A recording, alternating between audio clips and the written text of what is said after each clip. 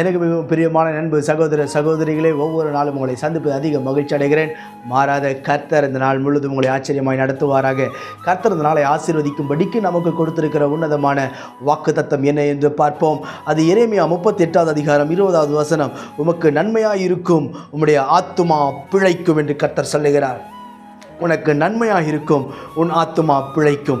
வேதம் சொல்லுகிறது, நன்மையான எந்த ஈவும் பூரணமான எந்த வரமும் பரத்திலே உண்டாகி ஜோதிகளின் பிதாவிடத்திலிருந்து இறங்கி வருகிறது என்று சொல்லி அவர் நன்மை செய்து உன் ஆத்துமாவை பிழைக்கச் செய்ய அவர் போதுமானவராய் இருக்கிறார். உன்னுடைய வாழ்க்கையில் நன்மை செய்கிறவராய் இருக்கிறார். வேதத்தில் பார்ப்போம் என்று சொன்னால், இயேசு இந்த பூமியில் சுற்றின நாட்களில் அவர் நன்மை செய்கிறவராகவே சுற்றித் திரிந்தார் என்று வேதம் சொல்லுகிறது.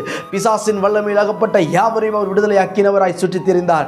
இன்றைக்கு நீ இருக்கிற இடத்தில் அவர் உனக்கு நன்மை செய்து உன் ஆத்துமாவை பிழைக்க வைக்க அவர் போதுமானவராய் இருக்கிறார். பிரியமானவர்களே, ஒருவேளை நீங்கள் யோசிக்கலாம், பிரதரின் கண்ணு கெட்டின தூரம் வரைக்கும் நன்மையை பார்த்ததே இல்லை, இதுவரைக்கும் எனக்கு நன்மையான ஆசீர்வாதங்கள் வந்ததே இல்லை, நான் நன்மையை சுதந்திரித்ததே இல்லை, நான் கை வைத்தாலும் தோல்விதான், எனக்கு யாராவது உதவி செய்தாலும் அதுவும் தோல்விதான் என்று சொல்லி ஒருவேளை நீங்கள் யோசித்துக் கொண்டிருக்கலாம். உங்களுடைய எல்லா யோசனைகளையும், எல்லா கஷ்டங்களையும், உங்களுடைய எல்லா ஃபெயிலியர்ஸையும் கர்த்தர் மாற்றி எல்லாவற்றையும் அன்றைக்கு யோசேப்புக்கு எப்படி எல்லாவற்றையும் நன்மையாய் மாற பண்ணினாரோ அதே போல நன்மையாய் மாற பண்ணி உன் ஆத்துமாவை பிழைக்க வைப்பார். பிரியமானவர்களே, அன்றைக்கு யோசேப்புக்கு நன்மை செய்தார், அவனை பிழைக்க வைத்தார். அதே போல உங்களுக்கும் நன்மை செய்து அவர் பிழைக்க வைக்க போதுமானவராய் இருக்கிறார். ஆண்டவர் நமக்கு நன்மை செய்து ஆத்துமாவை பிழைக்க வைக்க வேண்டும் என்று சொன்னால் நீங்களும் நானும் செய்ய வேண்டிய ஒரு காரியம் ஒன்று உண்டு. அது என்ன என்று பார்ப்போம்.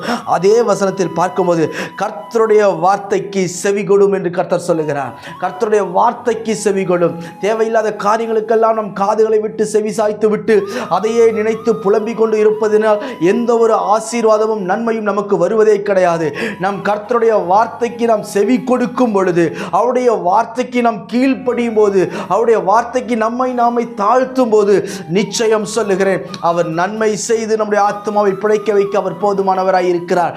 எத்தனை பேர் உங்களுக்கு விரோதமாய் வந்தாலும் சரி, எத்தனை பெரிய பெரிய ஆட்கள் உங்களுக்கு விரோதமாய் வந்தாலும் சரி, அதை எல்லாவற்றையும் நன்மையாய் மாற பண்ணுவார். உனக்கு வருகிற எல்லா நெருக்கத்தையும் அவர் நன்மையாய் மாற பண்ணுவார். நீங்கள் அலைந்து திரிவதில்லை, ஊன்ற கட்டப்படுவீர்கள், அநேகருக்கு ஆசீர்வாதமாய் இருப்பீர்கள். நான் உங்களுக்கு ஜெபிக்கிறேன். பரலோக பிதாவே, இந்த வார்த்தையெல்லாம் கேட்கிற நண்பு சகோதர சகோதரிகள் ஒவ்வொருவரையும் ஆசீர்வாதத்தை மேன்மைப்படுத்தும். கிருபையும் காருண்யமும் உடைய பிள்ளைகளை வாழ வைக்கட்டும். விரும்பினதை கொடுத்து ஆசீர்வதியும். எல்லா தடைகளையும் நீக்கும். கிருபை சூழ்ந்திருக்கட்டும். ஆண்டவரே, உன்னதமான தேவனுடைய பலன் இப்பொழுது ஒவ்வொருவரையும் பலப்படுத்தட்டும் என்று நான் ஜெபிக்கிறேன். கிருபை சூழ்ந்திருக்கட்டும். ஆண்டவரே, உடைய வார்த்தைக்கு செவி சாய்த்து உடைய சத்தத்துக்கு கீழ்ப்படிந்து நடக்க கர்த்தர் கிருபை தாரும். தாழ்த்தி ஒப்பு கொடுக்கிறேன். இயேசுவின் நாமத்தில் ஜெபிக்கிறேன் எங்கள் ஜீவனுள்ள பிதாவே. ஆமென், ஆமென், ஆமென். God bless you.